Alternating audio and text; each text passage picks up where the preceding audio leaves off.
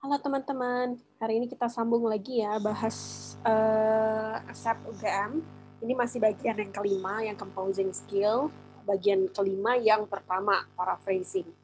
Jadi sekali lagi paraphrasing itu intinya adalah mencari kalimat yang artinya sama persis, tapi di closest in meaning gitu. Jadi artinya sama persis, cuma kalimatnya memang berbeda dari segi struktur atau pilihan katanya. Jadi ada banyak sinonim di situ.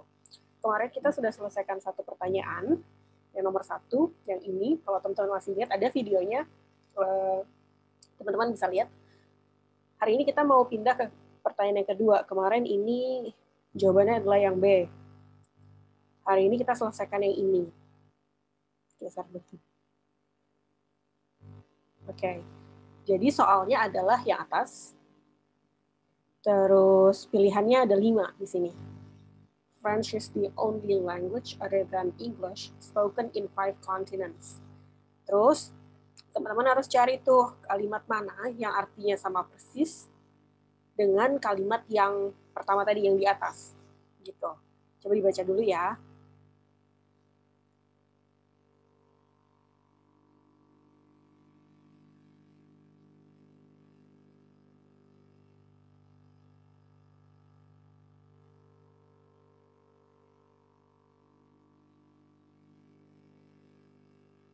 Oke, kalau sudah, mungkin udah punya jawaban masing-masing. Nah, sekarang kita lihat pilihan jawabannya. Kita lihat kalimat aslinya dulu. Prinsipnya adalah supaya nggak berulang kali membaca, pada saat baca soal, itu pastikan teman-teman tahu betul arti atau maksud dari kalimat soalnya. Biasanya kalau aku akan cari keywordnya atau akan cari kayak kata kuncinya atau main idea. Sebenarnya main idea sih, main idea dari kalimat tersebut. Ini kan dia ngomongin ada 2 hal, ada French sama English. Dua-duanya itu French is the only language other than English. Berarti di 5 continents, ada di 5 benua, hanya ada 2 bahasa yang digunakan di kelima benua gitu. Kenapa tahu hanya 2 ini? Karena pertama dia bilang French, terus dia pakai is the only language, tapi ada kata other than. Artinya English dan French itu sama-sama digunakan di kelima benua. Gitu.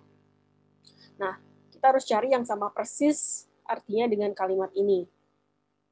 Cek dari mau nggak mau memang kalau composing skill itu kita harus cek masing-masing pilihan sih untuk cari mana yang paling pas dan paling sesuai. Nanti terus tinggal dieliminasi aja. Oke, kalimat yang pertama. French and English are the only languages that are spoken in 5 continents. Sama ya berarti. French and English hanya adalah. Oke, good. Gak usah ditranslate sebenarnya teman-teman. Aku translate karena harus jelasin ya. Tapi biasanya nggak perlu. Jadi nggak perlu mentranslate karena itu butuh waktu lama. Dipahami aja. Oke, kayaknya ini benar yang A nih nanti. Sekarang untuk memastikan, kita cek yang B. Kenapa B salah? Unlike French, English is spoken on 5 continents. Loh, beda dong. Kalau unlike French, berarti French enggak. English is spoken on 5 continents. Jadi yang English-nya dipakai di 5 benua, tapi unlike French, berarti French-nya enggak. Padahal ini dua-duanya. French and English are spoken widely in official commercial circles. Nggak tahu. Widely in official and commercial circles. Terus dia nggak menyebutkan 5 continents, artinya ada informasi yang hilang di yang C ini. 5 continents-nya nggak disebut, tapi dia malah nambahin informasi official and commercial circles. Nggak tahu kita. Yang D, for English, French was the only language. Oke, yang D, dia menggunakan keterangan before. Ini ada kata, kata before di sini, berarti dia menunjukkan bahwa ada yang duluan nih. Yang duluan mana?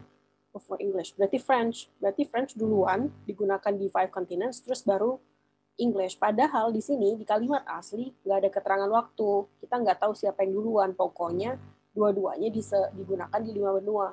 Sedangkan yang D ada keterangan waktu, mana dulu mana enggak. Jadi mana yang duluan, mana yang belakangan. Jadi kesimpulannya ini juga salah. Walaupun ada kata English, ada kata French, dan ada only, terus ada 5 consonants. Artinya sekedar sama doang tuh belum tentu benar ya. Jadi artinya terus maknanya terus keterangan waktunya itu semua harus betul, harus sama.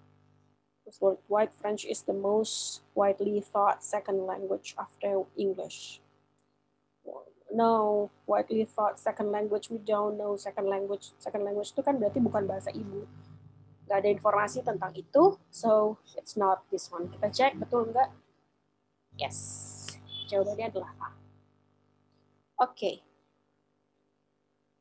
Yang nomor 3. Adults love less than children, probably because they play less. Oke, teman-teman bisa baca dulu pilihan jawabannya.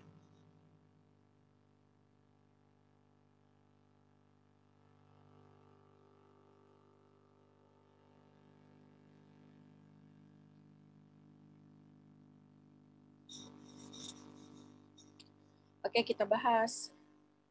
Yang ini, adults love less than children. Oke, berarti ini situasinya adalah ada adults di sini yang mereka itu ketawanya lebih sedikit daripada anak-anak.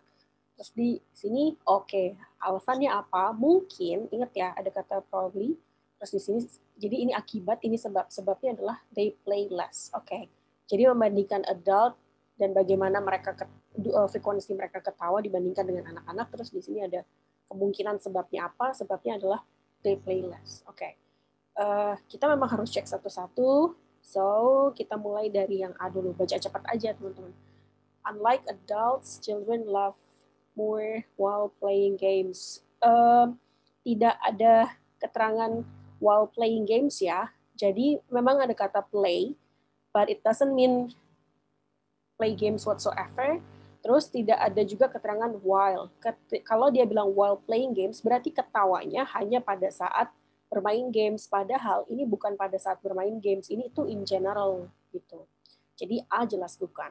Since adults have less time playing games, they don't love as much as children. Dia di sini ngomongin memang benar, they don't love as much as children.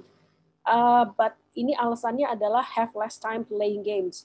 It's not that. Bukan karena si adults ini have less time playing games, tapi keterangannya adalah ada kata probably yang di sini di skip.